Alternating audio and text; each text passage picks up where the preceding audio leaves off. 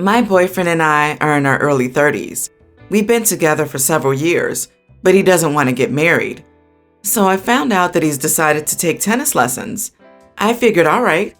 I didn't think they'd be overly expensive. Well, I looked at the bank statement, and he's had 4-hour sessions that cost us $2,400 total. So now let me clarify that we are not rich. He doesn't understand why I'm mad, and he says that if he had a job, I wouldn't care. And I guess in a way he's right, but I'd still be uncomfortable with it. He says he enjoys it, but it's $150 an hour, and for some reason they're 4 hours long, so that's $600 a session on Tuesdays and Thursdays. That's ridiculous. Am I the idiot for saying my boyfriend couldn't take tennis lessons because I can't afford them? I know it sounds silly, but I think I may be, since I only really care because it's my money he's using, and we're supposed to be partners. He proposed, but there's no paper, since he didn't want that. But it just rubs me the wrong way. And I did tell him he could spend my money like it was his own, but this contradicts that. As for the what is he contributing, he does everything literally at home. I mean every single chore you can think of, from cooking to taking out the trash. There is absolutely no household task that hasn't already been done when I'm home. It's amazing, honestly, from dishes to mopping, from grocery shopping to fixing the steering box on my car. Wait, what? He doesn't work? Uses your money? He doesn't want to be committed, yet wants to use your money for expensive supposed tennis lessons? You are not the idiot. It sounds like he's using the money for something else. Also, why are you a mom to a 30-plus-year-old man?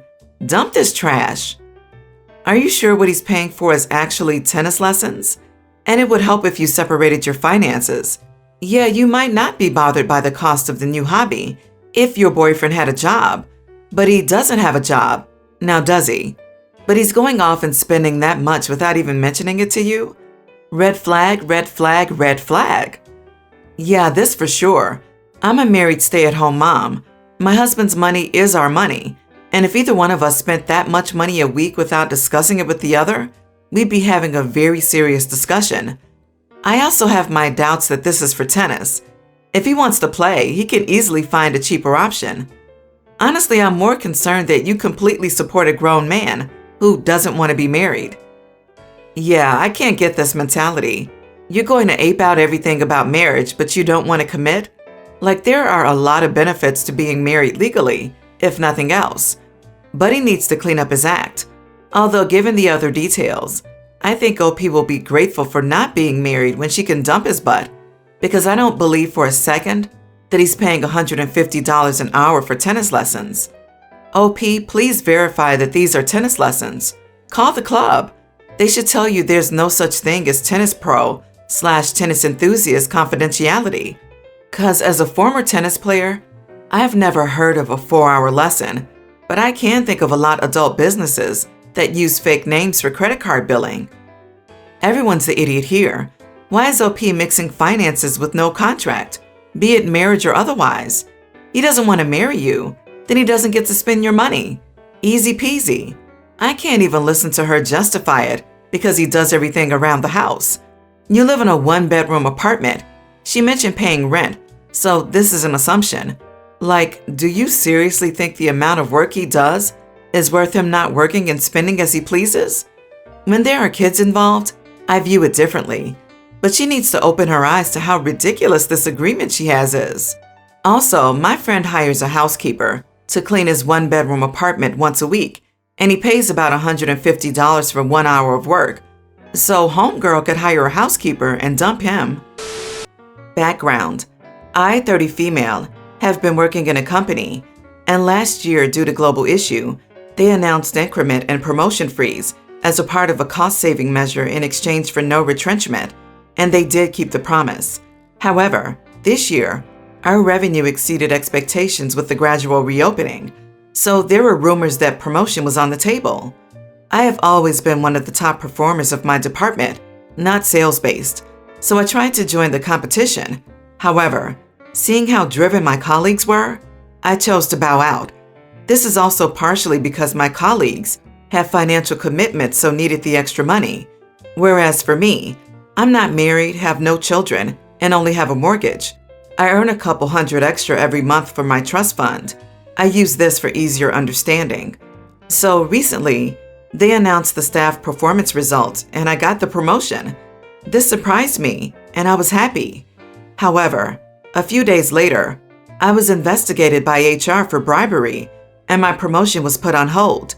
Again, I was shocked and found out Kevin, my other top performing colleague, reported me based on my peer review higher than his, and hence my overall score was higher. He has the highest performance review. I was second. During the investigation, it turns out Kevin reported about me sending birthday cakes to my branch's staff, 10 people in 5 different branches, in the past year as potential bribery. I was put on unpaid suspension, and my branches and I need to submit various documents to show that all I sent them was a $20 cake or cheaper. I did this since I couldn't travel to see them, so I figured I'd send them something small to maintain a working relationship. My company has no specific bribery policy, as long as it's not in excess. On top of the branches, my department was also investigated as I sent the people I worked with, around 20 of them, Xmas cupcakes last year, since we were all working from home. I have always done this, and even before global situation. Kevin was one of the recipients. I never saw an issue. Long story short, after 2 weeks of unpaid suspension, I was cleared, and my promotion went through. The first day back, Kevin pulled me aside. While he was somber, he did not apologize to me. Instead, he asked if I could keep the title and give him the increment instead. I was shocked by the audacity and chided him instead about how he was putting me and everyone I worked with in danger of losing our jobs, especially during this global issue time. Again, he was somber and quiet, but did not apologize, and I left. It has been a few days, and my other colleagues have approached me to explain that Kevin is in a financial strain as he just had his second child, and his wife was put on furlough due to the global issue. They asked me to be understanding and give up the increment portion since I come from a wealthy family and did not need the extra money anyway. I am still angry. However, I feel bad that Kevin can probably stretch the increment dollar-wise for his family compared to me. So, am I the idiot? Not the idiot. Honestly, I am shocked that your company didn't fire Kevin for being malicious. You don't owe Kevin a single thing. Go back to HR. Tell them that Kevin is conducting an organized campaign against you, and you need it to stop.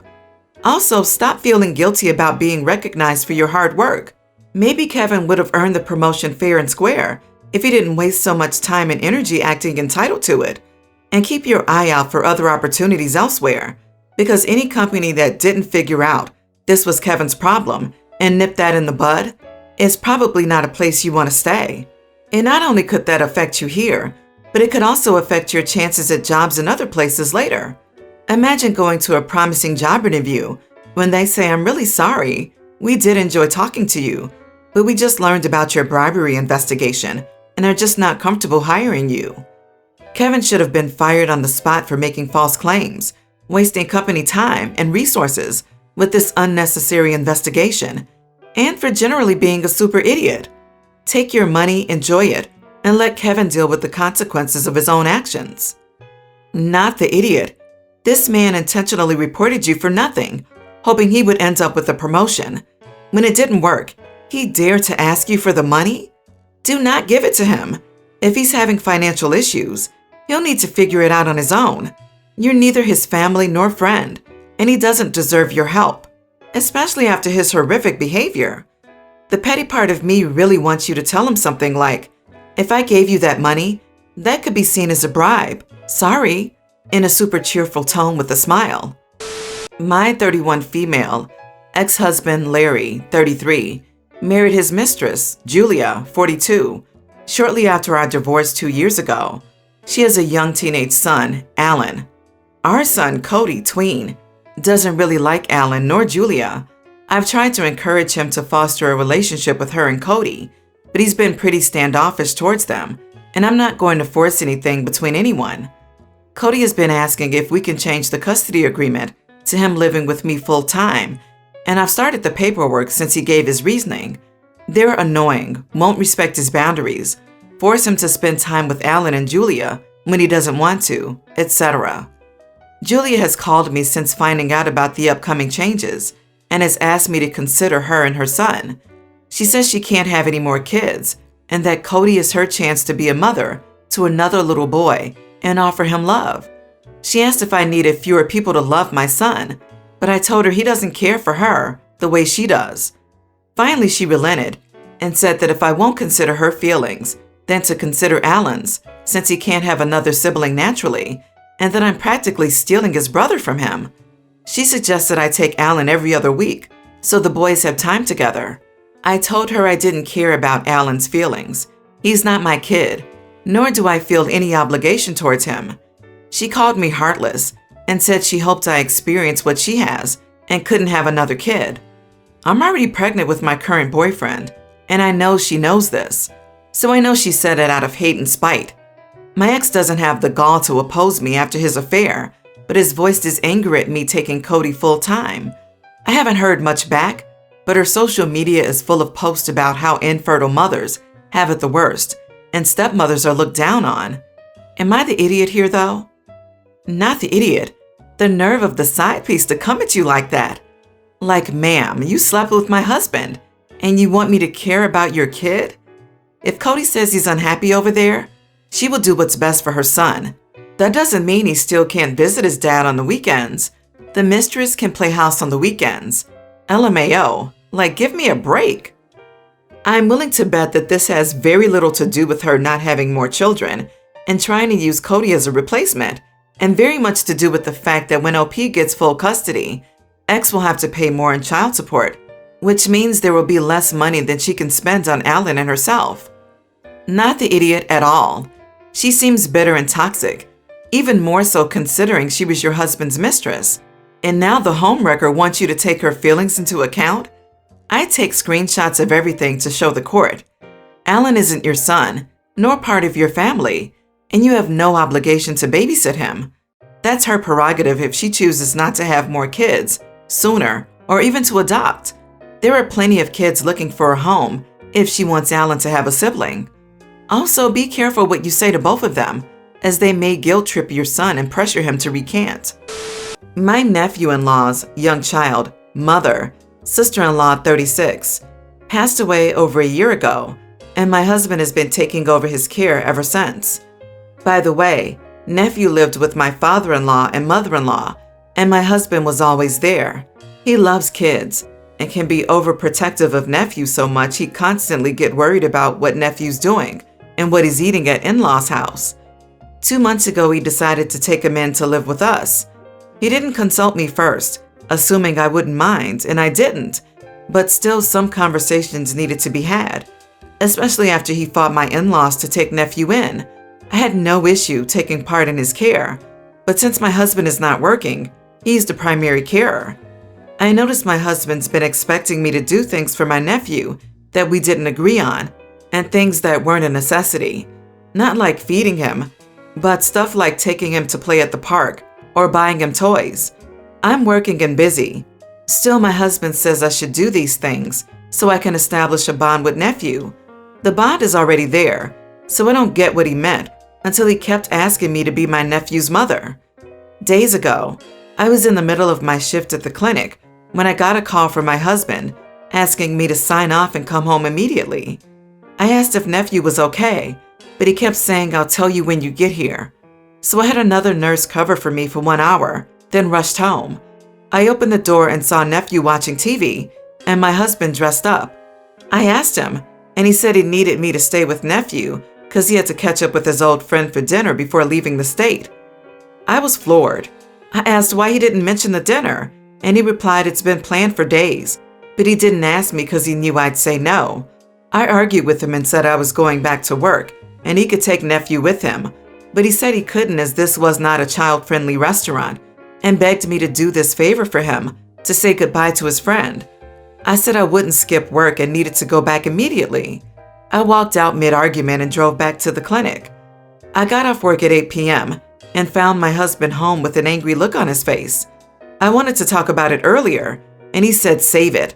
Now I know where your nephew stands on your priority list. I said he was the one not caring about his nephew to choose dinner over staying with him. He argued that dinner was his last worries, but this incident helped show how little care I have for nephew. I said I love nephew, but I cannot let my work be affected. But what is his excuse? He said at least he does more than I do to care for nephew after his beloved sister's death. He then called me unsupportive and just so selfish and kept avoiding me. So let me get this straight. He decided nephew-in-law would come and live with you without consulting you. He does not work, so I assume he isn't financially contributing, which makes it even worse that he did not consult you on this life-changing decision. He then proceeded to call you, faking an emergency, so he can go have dinner. Then he tries to manipulate you, saying that if you cared about nephew-in-law, you'll let him go have fun with his friend. Yeah, not the idiot. And your husband sucks. Yeah, exactly. I don't think it's terrible that he wants to parent his nephew. Still, almost every decision after that, including not discussing that major life decision with you, has been awful and pretty manipulative. He's trying to use a situation that was essentially about his desire to have kid-free time as a test of your love and commitment to the child. Also, his strategy of not asking you because he assumes you'll say no, then dumping it on you last minute is horrible. Kid or not, you might want to reconsider this marriage or do a metric ton of couples therapy because this guy has a lot of emotional growth to do. Are you married or are you roommates? For this situation, not the idiot. Clearly he was capable of caring for him but didn't want to. If you're a single income household, why should you give up your income so that you can have no income whatsoever? Who's going to keep a roof over your heads? But the bigger issue is, how on earth did your partner secretly adopt and bring a child into your home? It just sounds like he kept escalating and escalating, and now you have a child living with you, and he's decided you're going to be a mother without talking to you about it. This doesn't add up. Either you are his adoptive mother or his adoptive father's roommate with zero responsibilities to him. Today, my 28 male, wife 32, and I went to an all-you-can-eat restaurant with our tween daughter. My wife has this bad habit of ordering too much food at restaurants and not eating it entirely. A lot of the times, the restaurants do not allow doggy bags, so the food gets wasted. So I decided to take her to an all-you-can-eat today because she'll be able to take only as much as she wants to eat. She started piling up a lot of food on her plate. I told her to add lesser portions and finish all the food. She said that she'd finish all the food because she was really hungry. I kept quiet after that. On the other hand, my daughter was taking a little of each dish to taste and then deciding which one she wanted more of. I appreciated her for being so mature. As expected, my wife wasted nearly half of the plate she so enthusiastically filled, and the manager told us we'd have to pay extra for the food wastage. I didn't want to tell my wife anything at the restaurant, so I just paid the bill and we went back home. After we put our daughter to bed, I told my wife that she acted very immature at the restaurant and our little daughter had the sense to gauge her hunger. My wife told me that she was really excited to see so many varieties of food that she liked and she couldn't control herself. Am I the idiot? Not the idiot. This seems to be a reoccurring thing and not a one-time deal. Yes, eyes are bigger than the stomach, but based on the previous times, she could take a little first, then go for seconds. There's no harm or embarrassment in seconds. You didn't say it in public or make a huge deal at the restaurant. The maturity comment may have been a bit harsh. Also, what kind of buffet is telling you that you have to pay extra? That's a really strange rule for any restaurant, but especially for a buffet. Everyone's the idiot here. At first I thought you were controlling, but it's bad enough that she couldn't follow the establishment's rules and the manager charged you extra. I'll grant she has a problem. On the other hand, why would you intentionally take her somewhere you know will be an issue? Why not just take her to a regular restaurant and let her get leftovers? What's so wrong with leftovers? You're also picking a fight over this and intentionally bringing this issue forward. Why is it so important to you how your wife eats? Also, you're an idiot for comparing your wife to a child. She's a grown woman with a weird food problem she should work on, but that's not an appropriate way to be arguing with your partner.